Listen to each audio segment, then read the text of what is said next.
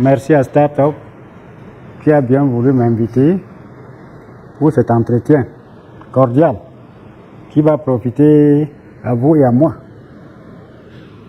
Parce que la culture, c'est ce qu'il y a de plus cher au monde. L'ignorance, c'est le plus grand malheur au monde. Donc tout ce qu'on connaît dans la vie, ça vous aide toujours. Aujourd'hui, nous allons parler de la pension de retraite. On n'a pas bien précisé, mais c'est un sujet très vaste. La pension de retraite, il y a deux volets. Il y a le secteur privé, qui est géré par la CNPS. Il y a le secteur public, qui est géré par la fonction publique pour la prise des actes juridiques et par le ministère des Finances en ce qui concerne les actes comptables. C'est-à-dire la fonction publique prend une décision qui est exécutée par le ministère des Finances. Donc aujourd'hui, nous ne parlerons que des retraités de la fonction publique, du secteur public, du secteur privé. C'est-à-dire la CNPS fera l'objet d'une date ultérieure, peut-être la semaine prochaine. On ne peut pas parler de tout, c'est tellement vaste. C'est tellement vaste et trop détaillé. On ne fait que survoler pour que vous puissiez avoir une idée. Donc, en ce qui concerne la pension de retraite pour le secteur public, vous savez que le Cameroun a été géré d'abord par les Allemands, ensuite par les Français, du côté Cameroun oriental, et par les Anglais, du côté anglophone, qu'on appelle. Ensuite, on est arrivé à la réunification en 72. Quand vous parcourez toutes ces périodes, on a plus ou moins de précision. Il y a quand même quelques textes. Par exemple, la personne allemande, on fait des recherches. On fait des recherches, pas qu'il y a un texte qui est à votre disposition. Ça fait l'objet de recherches. Quand on va là, on voit pendant la période allemande, ils ont quand même récompensé certains fonctionnaires camerounais qui ont travaillé pendant longtemps. Les Allemands leur ont donné de l'argent en seul versement. Ce n'est pas que par mois comme nous allons voir tout à l'heure. La période allemande, on a vu ça. La période chez les anglophones, on a vu certains textes. Parce que cette période, avant, ils étaient gérés par le Nigeria. Vous connaissez ça? Je dis Cameroun occidental. Les textes qu'on appliquait là, ça dépendait de... Même l'argent nigérien, c'était là-bas qu'on disait là-bas.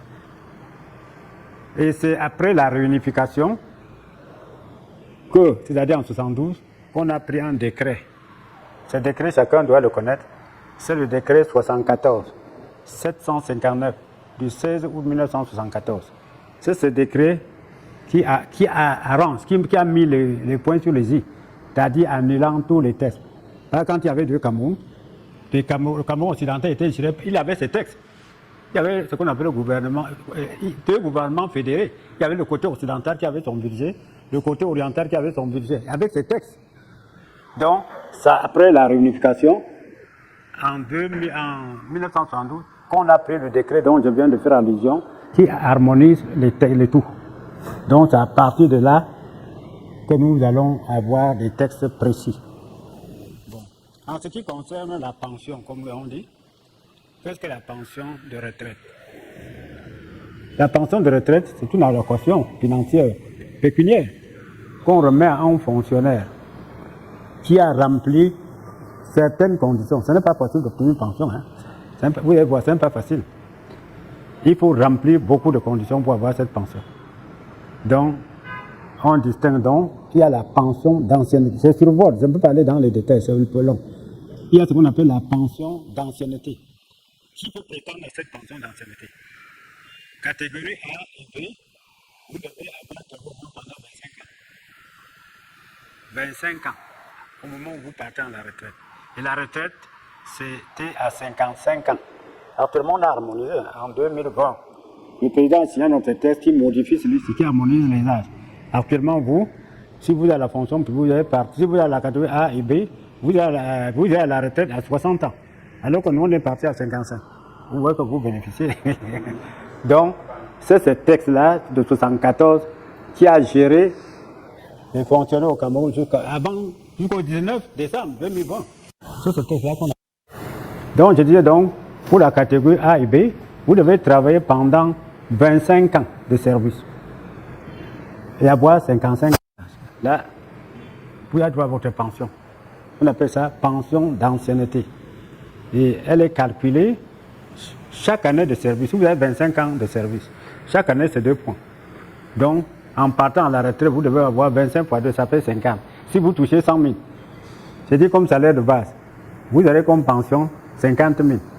Je ne sais pas si vous me comprenez. Puis que si vous avez travaillé pendant 25 ans, chaque année c'est 2 points, non? Ça fait 50%. 50% du salaire de base indiciaire. Donc si vous touchez 100 000, c'est pas vous allez avoir 50 000 quand vous partez en retraite. Si quelqu'un n'a pas bien compris, me dis. C'est le salaire de base. Salaire de base.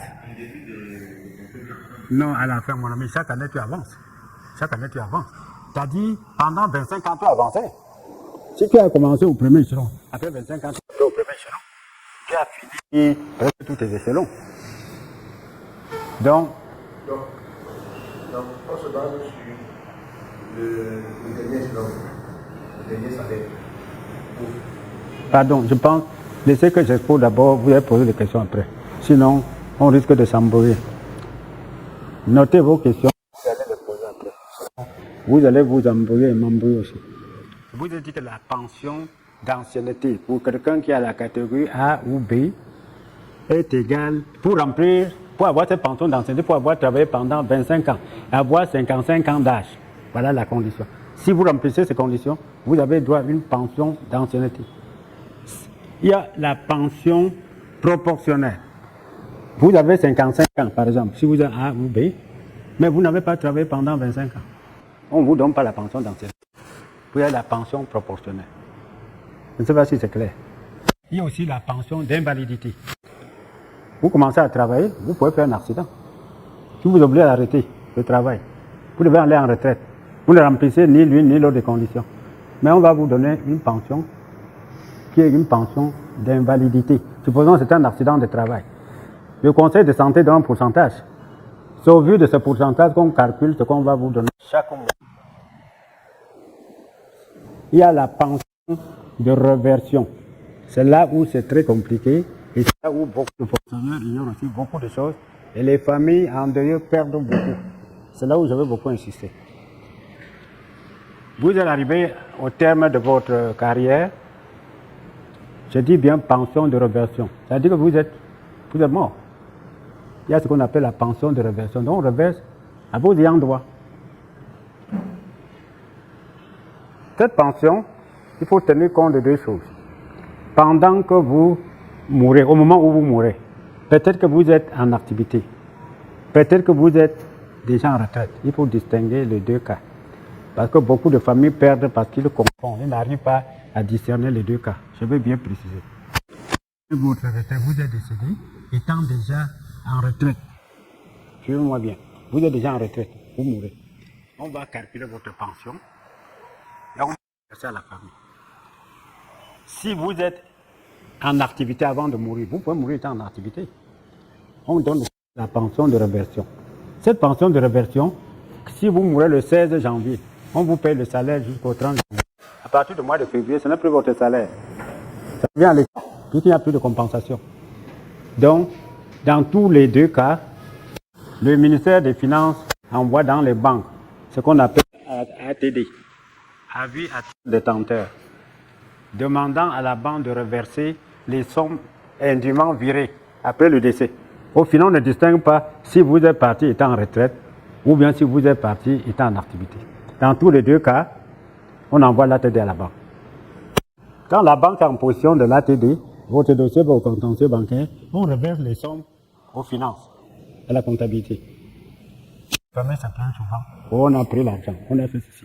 Si vous êtes déjà en activité, ces sommes, l'ATD c'est normal, on reverse, ça ne vous revient plus.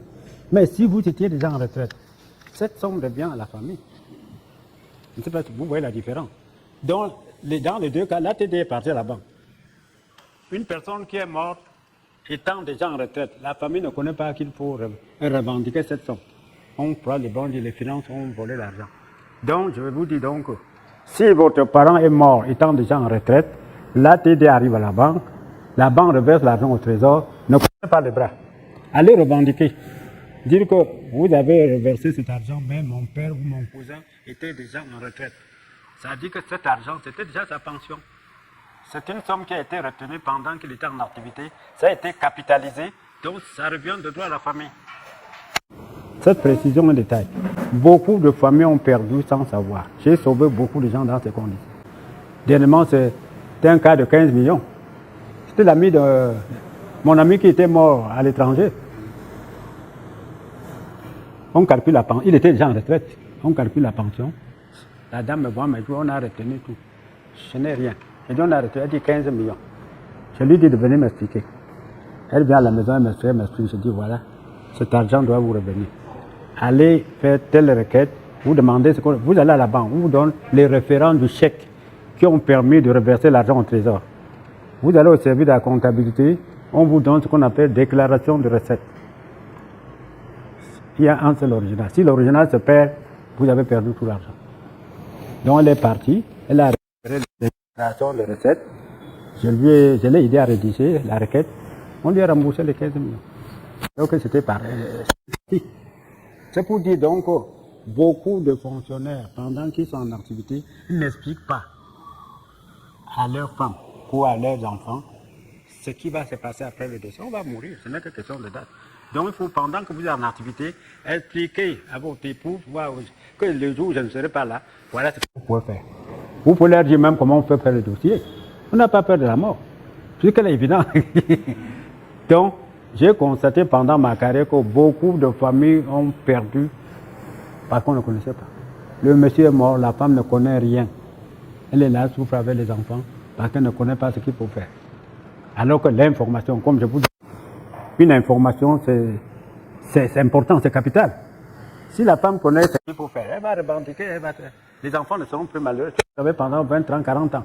Tes droits sont... L'État prend. L'État prend si vous ne revendiquez pas. L'État ne va pas vous aider. Hein. Au contraire, ça reste. D'abord, après 4 ans, il y a ce qu'on appelle la prescription quadriennale. Donc, partie après le décès, si vous perdez, si vous attendez 4 ans pour revendiquer, il y a ce qu'on appelle prescription quadriennale, 4 ans. C'est beaucoup d'argent. J'ai pas 4 ans. Après 4 ans, il y a quoi? Prescrit. Je ne dis pas, ça ne veut pas dire que c'est annulé, je dis prescription quadriennale. Donc, s'il meurt, vous revendiquez les droits 8 ans après. On va vous payer que 4 ans au lieu de 8. Sur le plan rappel. Je ne sais pas si je me fais comprendre. Alors, vous perdez 4 ans. Si c'est un monsieur qui gagne 100 000 par mois, vous payez 100 000 par 12 ou à 48. Du mois, 48 mois, 100 000 par mois, vous voyez, non? C'est au moins 4 800, non? Si je me trompe. Vous voyez, vous perdez comme ça, par ignorance. Donc, il faut revendiquer les droits avant 4 ans. Et cette pension de réversion est répartie aux veuves, à la veuve ou aux veuves. 50%. Si vous avez une seule femme, elle prend les 50%, les enfants prennent les 50%. S'ils sont mineurs. Ils prennent jusqu'au moment où ils deviennent majeurs. Quand ils deviennent majeurs, cette part-là disparaît au profit de l'État.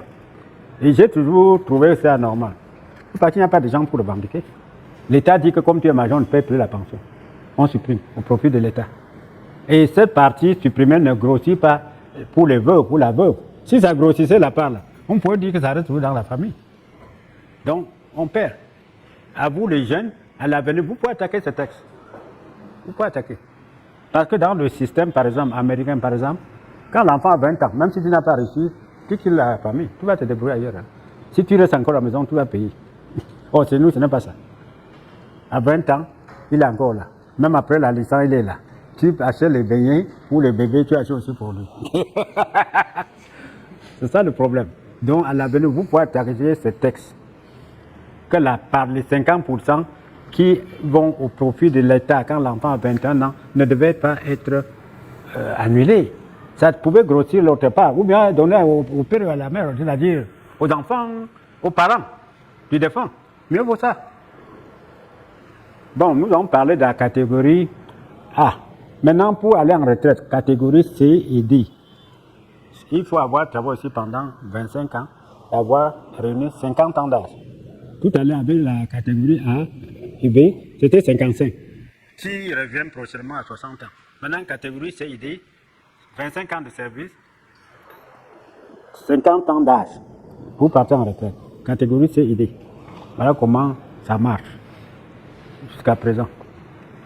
Maintenant, cette pension-là, le calcul, c'est presque la même chose, que ce soit catégorie A ou B ou CID. Les modes de calcul sont les mêmes. Beaucoup de familles ont perdu sans savoir. J'ai sauvé beaucoup de gens dans ces conditions.